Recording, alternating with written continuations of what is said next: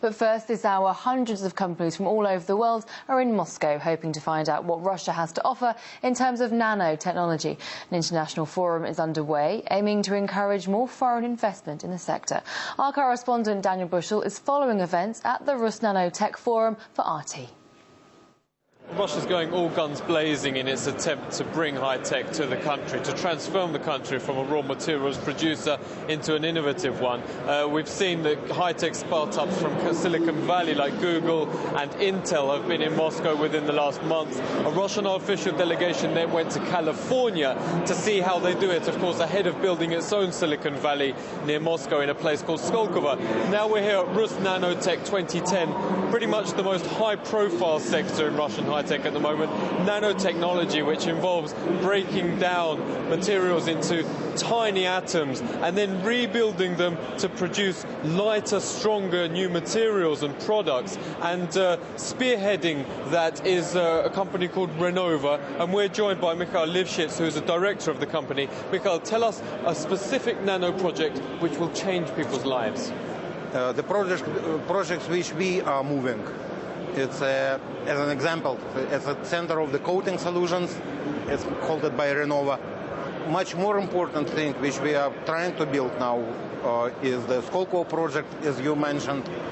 And the event where we are now is a good indicator that, not everything going smooth and well. But at least government and business society, they brought an attention to high-end areas of the economy. And it's going from the year to year. You're one of the main builders of solar panels in Russia. It doesn't seem the sunniest country in the world. It seems a bit strange to a foreigner.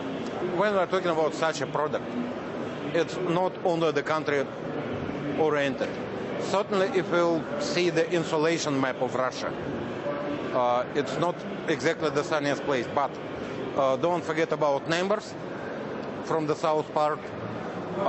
And don't forget that technology, the thin film technology, with everything which is going behind, it's a driver, and it's a step forward, and it's a more export-oriented product. What targets have you set for Renova in terms of renewables and new sorts of energy? Have you got a sort of target in terms of position or in terms of turnover? We already have some assets in Europe which are dealing with renewable energy. We are already operating, we are going to produce, so it means that we are going to build more operational units with all the businesses which are going behind. And an exclusive interview, the head of Rus Nano, Anatoly Chabayas, gave RT a hint about Rus Nano's most promising projects. We have more than 90 projects, and it's about 70 out of them which are serious and interesting. It's about 10 of them which is very interesting. It's about 3 or 5 of them which may change the whole sectors. And above all, there are 3 projects which may change the world.